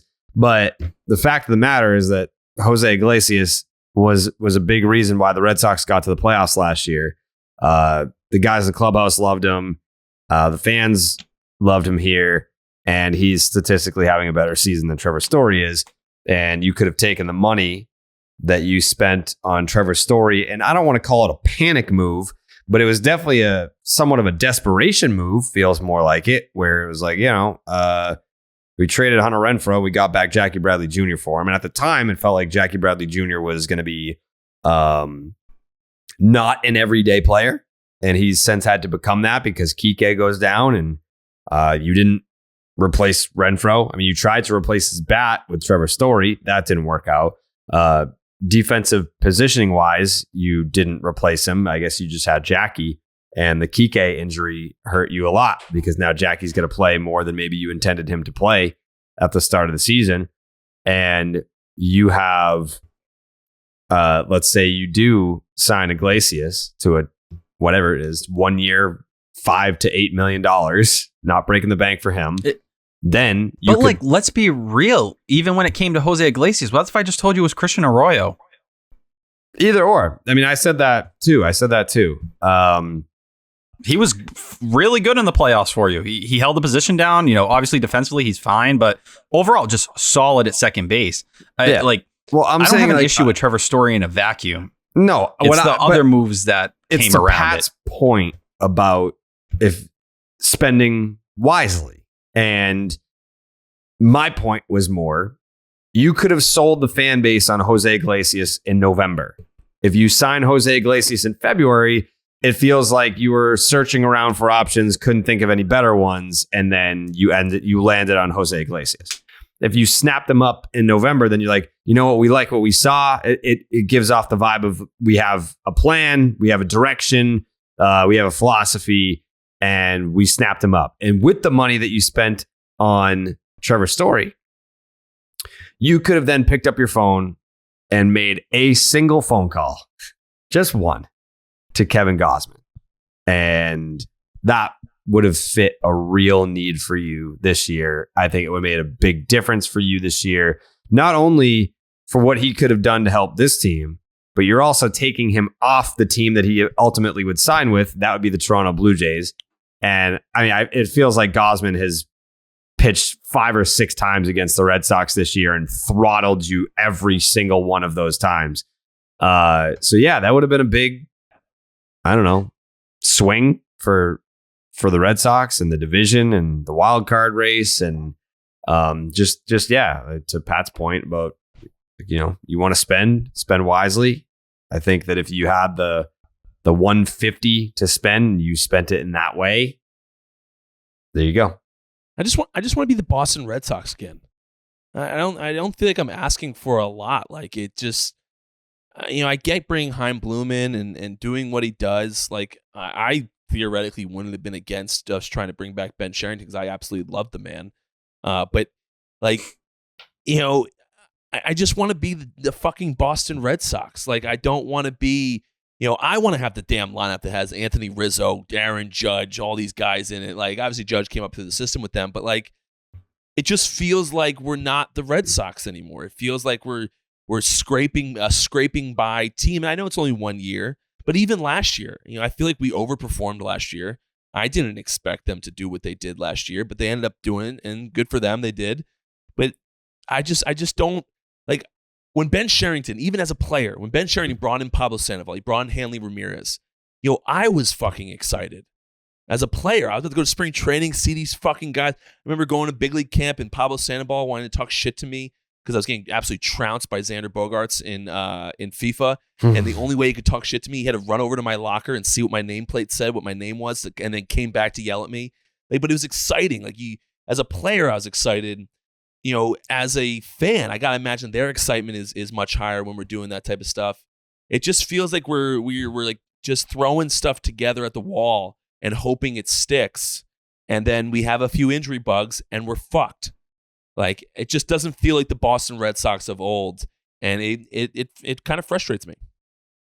No, it's super frustrating because I think when Chaim Bloom came here, and I was one of these people that continued to preach the message, it was about becoming the Dodgers. It was about following the steps of Andrew Friedman, who Chaim Bloom worked under, and to some degree, I think we've seen some of the things that Andrew Friedman's good at, finding players that, people didn't talk about, Garrett Whitlock, Christian Arroyo in different ways, just like the Dodgers went and found, their Justin Turners and their Max Muncies of the world. You were able to follow those same routes, but when it came to where you spent the money and how you kind of constructed your roster, it just wasn't the same there. And it felt like coming into this year, I understand wanting to sustain and build your farm and also compete. It just felt like they were walking the middle of that line a little too much. And they weren't ever willing to kind of respond to issues that popped up or issues that were glaring and overextend themselves. They just wanted to stay in the middle of the line. And I think ultimately, if you want to compete and push in one direction or another, if you want to be a seriously competitive team, sometimes you got to push in that direction a little bit. You got to be willing to take a little bit of a risk. You need to be willing to spend a little bit more. Just even in terms of money. And that's where I question. It's you're willing to go for the luxury tax, John Henry, but did you put a limit there? Was it just, we can spend this much, but we're not willing to go to the next threshold? Well, then you're not acting like the Boston Red Sox. Because when the Yankees reset this past year, they were willing to go beyond it. And they were willing to spend that money so they could be in that conversation, that extra 25 mil or so that you did not spend this year. And, I think 25 million is pretty easy to pair a player with that in your head, whether you want to do it with Kevin Gausman, Jared, whether you want to do it with Kyle Schwarber and whoever it may be. It's you throw one more of those pieces, you realize you're much closer to playing on the same field as the Blue Jays right now or the Yankees in that matter, where right now, realistically, even when they were playing good, it felt like they were still a tier down. And doesn't Matt Carpenter feel like a miss from Chaim? The guy was sitting at home, and Matt Carpenter's the prototypical of what kind of Chaim's going for right now, where it's a guy that we see a lot of value in. If this guy is what we think he can be, he can come back and do exactly what he's doing in the Bronx. That's not typically what Brian Cashman does. Brian Cashman goes and pays for things. He doesn't just hope someone does what he did in St. Louis. That feels like something that Chaim could have done. And again, hindsight's 2020. No one thought Matt Carpenter would do what he's doing in the Bronx right now. So I don't want to. Go ahead. Even what you're saying, Pat's not crazy because the New York Post said the Red Sox were interested, right? So that tells me they knew they had a problem. But, they didn't land him. I don't blame Matt Carpenter. If I'm trying to save my career, I'm going to go play at Yankee Stadium too. Go get that short porch. But you knew there was a problem, just like you knew there was a problem in spring training when you were talking to AJ Pollock and you realized you needed another bat and you didn't do anything. Just like you didn't do anything when you didn't react to the Chris Sale injury. If you're truly trying to win this year and you say it's about the postseason, you can overextend yourself a little bit. Last year, maybe you say my farm system isn't good enough. Okay, you need one more year. I'll give it to you. Well, you're, right around that top 10 mark. Some people would have them in the top 10. Some people have them right outside it. You can overextend yourself a little bit. And even last year, you did a little bit when it came to Aldo Ramirez, a top 10 pitching prospect for Kyle Schwarber. I feel like looking ahead or making a move like that, even if it came in the offseason to give this team a little bit more of a boost when you didn't, pay Xander Bogaerts or Rafael Devers, to give them a little bit more of that feel that they're believed in and invested in, it would have gone a long way. And it feels like a year where they didn't want to push the chips in. And I think the whole team felt that way. And it's just been kind of something that's felt like the 2022 Boston Red Sox. Yep. And I mean, we've heard some of these guys talk about it, their contract situations, their pending trades looming over their head. There's been a lot of distractions this year. These guys haven't been able to just show up and play baseball and focus on the task at hand. There's been a lot of even like it's been affecting other players. Even if you're not one of these guys that has a contract dilemma, or maybe your name has come up in trade talks, a lot of these guys are distracted on behalf of guys like Bogarts and JD and Vasquez and Devers, and so it's just one big clusterfuck. But I know Pat's got to get out of here, so let's do a little look ahead on our final podcast before the trade deadline, and then after the look ahead, I'm going to ask Patrick, Jake, Tyler, yes or no on a certain handful of individuals. Are they going to be here at 6 p.m. on Tuesday? The Stop and Shop look ahead is brought to you by Stop and Shop. A random ass 8 p.m. start on Monday. Red Sox Astros 3-game series, 8 p.m. on ESPN. Nathan Eovaldi versus Luis Garcia. Cutter Crawford. Did you see John Morosi's tweet on that, Jared? What did he say? That Nate Eovaldi start tomorrow will be something a lot of teams will be watching and kind of judging ahead of the trade deadline to see what his worth is and if he's still seen as someone who can fix where he's been at the last 3 starts since he came off the IL. Interesting. So that's basically an audition for him at the deadline. Let's say he's going to tank. We'll see. Cutter Crawford versus Christian Javier. And then there's no starter named for Sunday for the Red Sox, but it'll be Jose Urquidy. Urquidy going on Sunday. Luis Garcia, a menace against the Red Sox in the playoffs. 8-6, a 3.81 ERA, a 1.08 WHIP, and a 9.7 strikeouts per 9. His July has been a little fucky.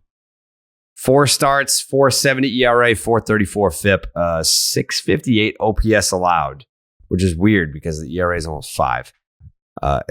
His ERA sucks, but he wasn't getting hit. Odd. Also, the Astros won 3 of 4 of those games. The home run issue still a thing with him. 17 homers in 99 innings. The Red Sox saw him back in May. 4 innings, 5 hits, 5 runs, 3 earned, 3 walks, a homer. He has at least 6 strikeouts in 5 straight starts. Batting average against by pitch type. 4-seam, 269. Cutter, 149. Changeup, 143. Curveball, 190. Slider, 207.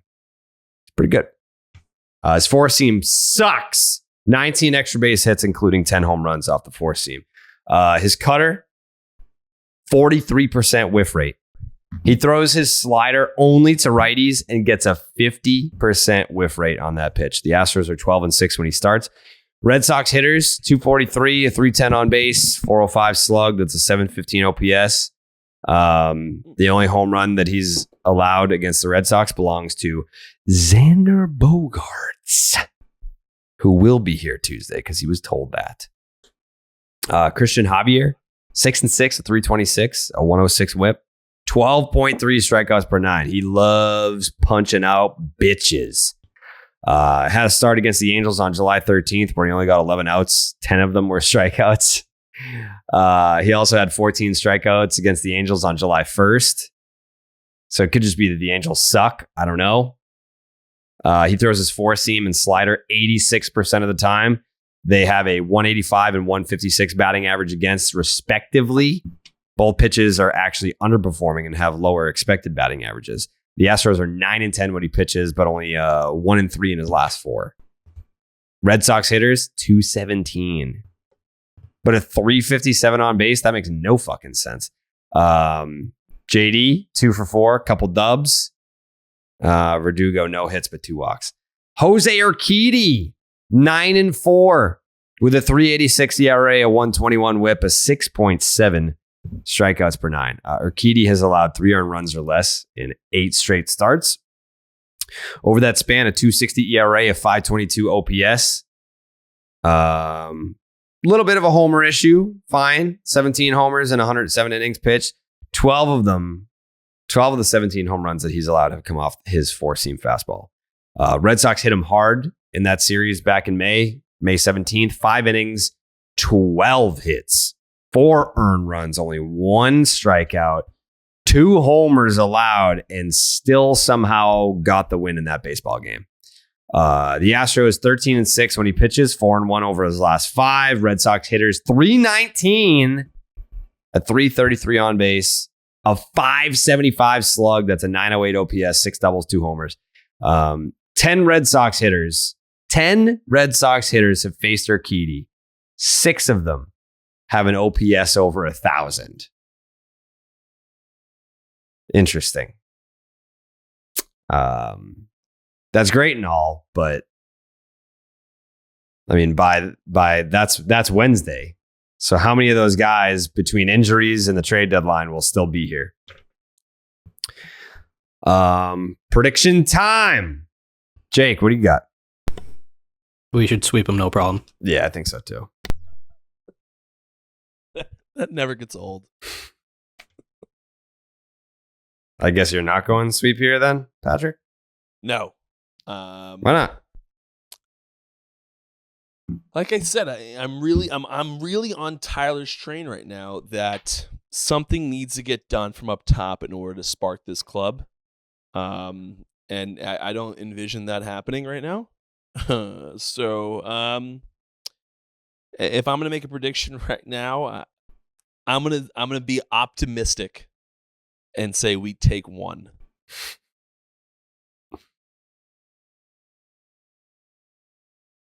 Very optimistic. Tyler? Yeah, I think I'm going to follow Pat's route. I'm going to be optimistic and say they take 1. I'm terrified of the Astros in every single way. Like, I hate to say it, I really am. To even imagine this bullpen going up against this Astros lineup. You know, we got Garrett Whitlock today. It was nice, right? Came in, gave you 2. Thank you.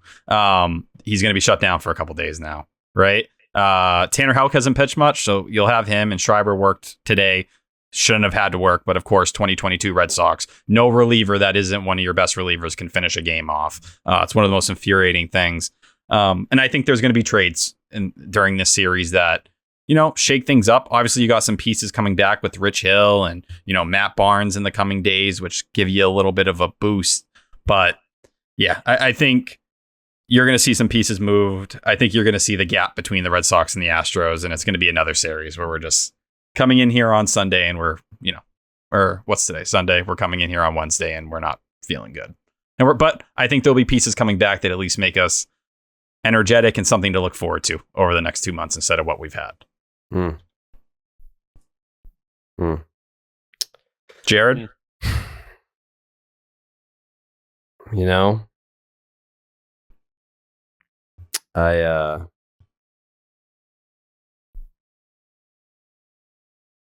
I don't think they win a game. Wow. Mm-hmm. Wow. Yeah, I don't think they get one.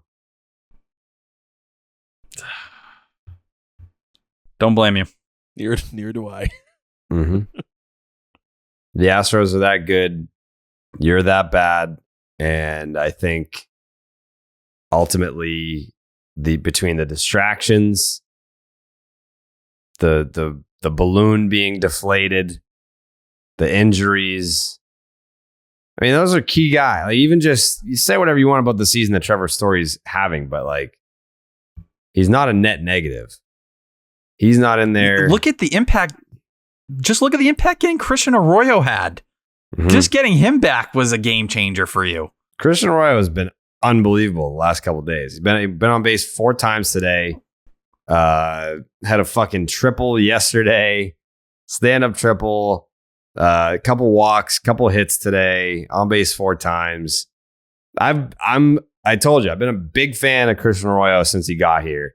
I was excited when they picked him up from Tampa, because I was like, this is a guy that I feel like just needs the opportunity. And then Trevor Story goes down with an injury, but then Arroyo has the fucking groin injury at the same time. So it's like, God damn it, dude. Even when, you know, it looked like he was going to be the opening day second baseman. Then they signed Story. Then Story gets hurt, but then Arroyo's hurt. And he had the injuries last year that were out of his control. So this is really the first, I don't know, handful of games that Christian Arroyo has gotten some consistent playing time. You know, he's over there at third base. He's getting some time at second base with Rafi out. So yeah, I'm a big fan of his. I don't know if there's going to be a team that calls on him and is like, hey, we need a guy like the way that the Red Sox picked up Iglesias last year. Maybe some team looks at Arroyo the same way, which, I want him here. But I get why another team would want him there. So before we get out of here, yes or no, gentlemen, after the trade deadline, is JD Martinez still here?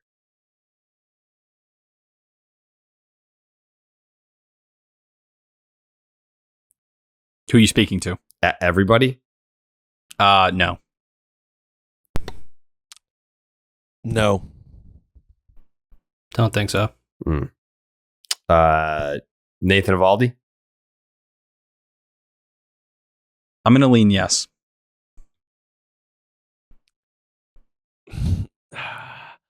I'm going to say no. I also think no. Christian Vasquez? No. No. Nope. Wow. I've said this before. I think Christian Vasquez is, out of everyone who can or will be moved, still has the highest odds of actually coming back next year. I think the interesting thing is, obviously, Ronaldo Hernandez is on the taxi squad. I wouldn't be surprised if we see Christian Vasquez walk across the field in Houston.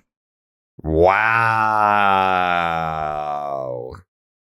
They're one of the teams, right? It's really Houston and the Mets that are looking and in talks with, the Cubs for Contreras, and that price is going to be expensive. The only reason, and I'm really 50-50 on Eovaldi, I'll be honest, especially after the Luis Castillo deal, because pitching's going to go well, but I don't think we're going to see Nate Eovaldi be Nate Eovaldi again this year. He doesn't seem right. And I think where the Red Sox are going to get those innings is a big deal. Where are you going to get someone who can give you those starts? Unless maybe if they do trade Nate Eovaldi, they'll go get a controllable starter back. Maybe that's the way they play it with a Sean Murphy-like deal. It's more Tyler Mahle or something like that from the Reds. But if they're not going to go and acquire a pitcher, I have a hard time believing they'll let go of Nate simply for the fact that they need someone to help get this rotation through right now. Yeah. Just for innings, and you can give him a qualifying offer at the end of the year. Damn. Because you take him out, what is your rotation? You're going full bottom dwellers. Yeah, I mean, you already have fucking Austin Davis starting games for you at this point. Elite opener, 6.1 innings scoreless, and 3 opening starts. He's been great. Big fudge. I'm not gonna sit here and tell you he hasn't helped. Xander, I think we know, is going to be here. Yep. Is Franchi going to be here? Is Jarren Duran going to be here? Yes. Stock's not too high on those guys right now. Yeah, you're not selling him right now. Is Bobby Dahlbeck going to be here? Yep. And yes. The Woo Sox count too, right? Mm-hmm. I think they have more reason to let him try to figure it out now. If you're not competing, it's like... Is John Schreiber going to be here?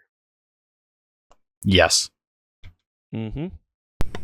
Really hope so. A lot of team control there. Mm-hmm. Interesting. Okay. Yes or no? Is there going to be a deal that surprises us? Is there going to be like a wait, what type deal? I will say yes, and I think it will be a player we look at as somewhat of a cornerstone player moving forward. Someone that fills the shoes of someone like, fills the shoes of maybe like a Christian Vasquez or a Nate Eovaldi if he ends up being dealt. I think there'll be at least one controllable, interesting piece that fits like the Yoenis Cespedes mold. Okay. Jesus, take the wheel. Please. Trade deadline is 2 days away. The Red Sox are a game under 500? 51-52, baby. There's a lot of uncertainty in the air. I don't like it. None of us here at this particular program like it. I know you listening probably don't like it. There's still fans. I didn't realize this. I didn't realize the number of people that listen to the show that aren't Red Sox fans. We appreciate you guys too. There are a lot of people that do that. Pick a direction, Chaim. Yeah. Follow your heart, Chaim. Could be Time to show your hand. Mm-hmm. Eeny, meeny, miny, mo. Mm-hmm. Any final thoughts? Jake's takes? Yeah, I just wanted to say what Pat spent that night in Vegas would have paid my rent for 7 years. I will add on to it. Pat spent more money in that one night than I've made in my entire life so far. Pat spent more money in that one night in Vegas than Barstool paid me as a raise for a full year's salary to come to New York City originally. Let me hold the dollar, Pat. I spent more money in that night, which was, if you looked at the timestamps, it was about 2.5 hours, than I made in my entire minor league career pre-day in the big leagues. Wow. Wow. Pay the minor leaguers. Woo! I mean, it sounds like you should fucking start paying them. Imagine being a minor leaguer, listen to this podcast, being like, you just lit $96,000 on fire. Listen, there's an article out about me right now about how apparently there's some talk that some people are saying baseball players don't get paid enough, which I'm shocked about. But they used me as the example of, they said something like, they're like, baseball players don't get paid enough. Everyone's talking about this. But would you be surprised if a baseball player that you definitely have never heard of spent $100,000 in one night, and then they went and talked about me? I find that offensive. The thing that people don't understand, the name redacted podcast fans understand this. Mm-hmm. The other people that are not listeners of the show that still follow me on social somewhat understand this. I may have made more money outside of baseball than I did in. Like, my career is horrible. Like, that is not using my night in Vegas to talk anything about how much money baseball players make is so off base. Mm-hmm. It's unbelievable. And obviously they just didn't do any research, but it's so irrelevant for my baseball career. It's unbelievable. Right. Yeah, you fucking sucked, but you have been one of the most savvy businessmen to ever walk away from the game in their 20s. Maybe ever. Like, you could make the case that it's like maybe ever. Listen, I'm on there's probably guys out there that have been very savvy that we just don't know about. But I at the very least, I'm in the conversation right now. I'm talking about specifically players that have walked away from the game in their 20s to then go on to have success in the business world. I would say you're in the top 5%. I think I'm probably better than that. Yeah, I would agree. How many of those guys go into coaching? Like, it feels like a very large majority of them. Mm-hmm. Pat's out here making it rain in Vegas. Yeah. I specifically, when I was playing, and I'm sure I've said it on the pod before, but I specifically said when I was playing, I was like, I never want to be a coach. I don't want to be a guy that can't, like, I don't want my whole life to be baseball. I really want baseball to go back to being like a hobby. After I was done playing professionally, I never wanted to be another profession for me. So I've made that happen, which has been nice. It's outside of, you talk about baseball, I guess, on TikTok and podcasts and.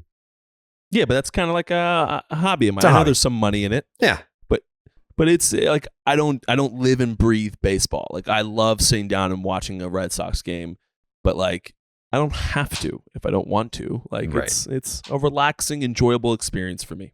Sure. Can't relate. That's fair. All right. Deadline's on Tuesday. Things may never be the same.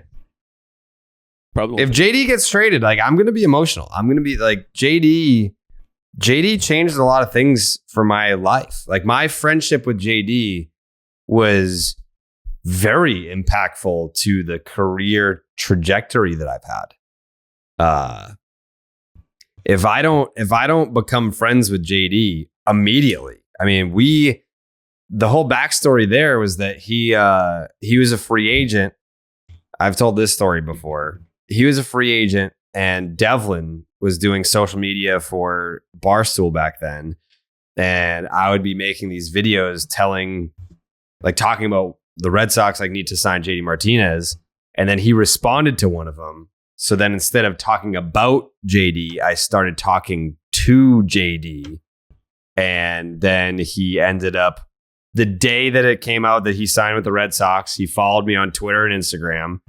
And then that April series against the A's that Sean Manaea threw the no-hitter against the Red Sox, I went there. That was my first time ever having field passes. Went down in the field. He was taking BP, immediately saw me behind home plate, came over to me, said hi to me, and that was it.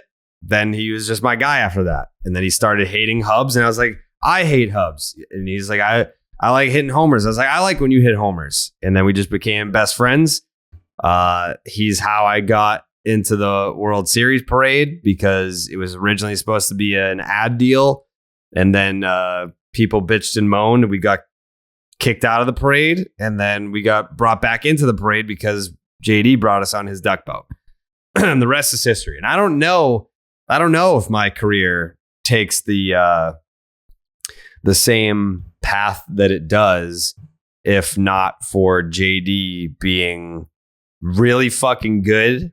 Obviously, there's plenty of players now that I have a great relationship. I consider them friends of mine that aren't that good at baseball.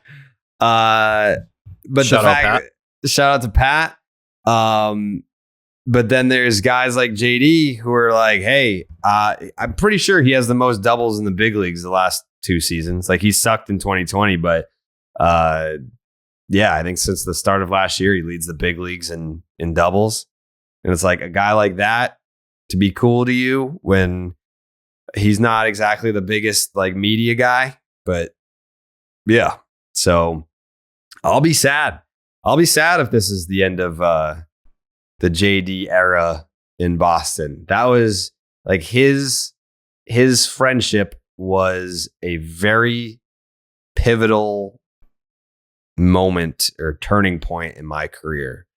So we'll have all the reaction to deadline day on the next Name Redacted podcast. If JD is gone, if others are gone, and if others are still here, we'll have reaction to that as well. I think that story or stories will be much bigger than the results of a Houston Astros series that may or may not drive the Red Sox record further down into Loserville. So tune in for that.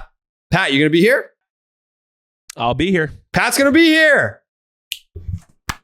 Fuck yeah, Free dude, streak, baby.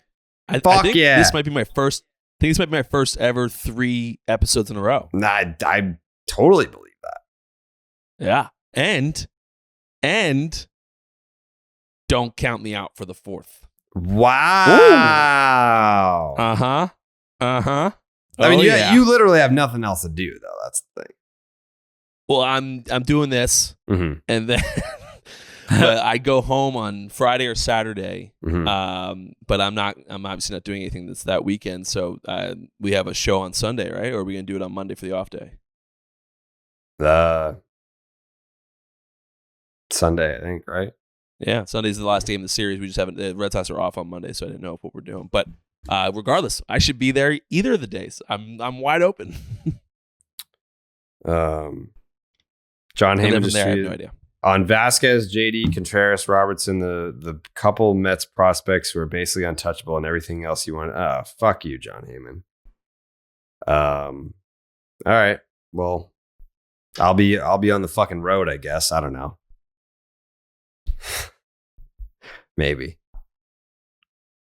We'll see. We'll see where I'm at. Be safe. Yeah. Safe travels. Yeah, I don't want to travel. So, all right, we'll see you guys on Thursday morning? Yeah. Right? Yeah. Thursday morning. Can't wait. Woo. All right. Bye. Buenas noches, amigos.